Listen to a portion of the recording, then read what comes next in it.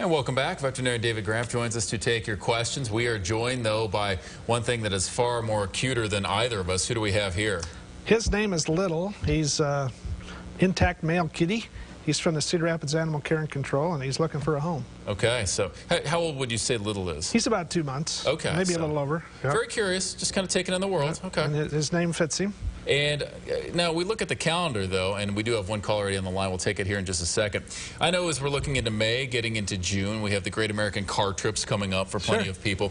What are some of the best tips you can offer for traveling with pets, dogs, cats, whatever you might have? What do you recommend? Yeah, thanks for asking. One of the first things you need to know is that if your dog or cat is crossing state lines, they need to be accompanied by a health certificate. Now, people know that when they go on planes, but they also need to do it if you're in your car. So that most states require that as a requirement for bringing your pet into the state. I did not know this. Yes. Ignorance of the law is no defense. Absolutely. And it's good to get your pet used to traveling before you go. Right. What people do is they put them in the car and they go 4 hours. Well, it's better if you get your kitty used to the carrier or your pet dog used to the carrier and go on, 15-minute trip, then a 30-minute trip, then a 1-hour trip. And don't forget to make sure that your pets are safe in the car. So if you can buy harnesses for your dog and buckle them in. Yeah, especially a 4-hour trip for a dog. That's like 28 hours. Right.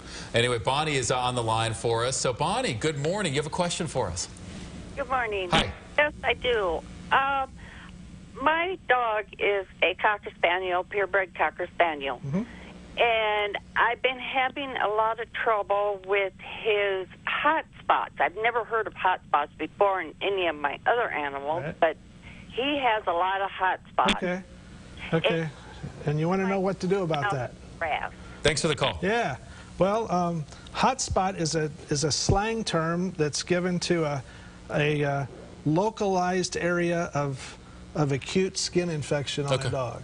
And what will happen is that it'll get a purulent discharge or a pus-encrusted discharge, and it can be quite itchy for the dog, and it can be smelly. They can come on suddenly, and what it is just a superficial skin infection, and it's almost always caused by an underlying cause, either allergic skin disease, fleas, or a bacterial skin infection.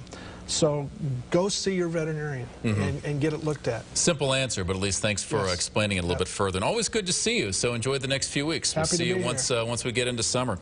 And coming up for Thursday, our financial experts will talk about summer jobs and the taxes on your kids' earnings. What to mark down those W-4s, for example. Stay with your 24-hour news source, KCRG-TV 9.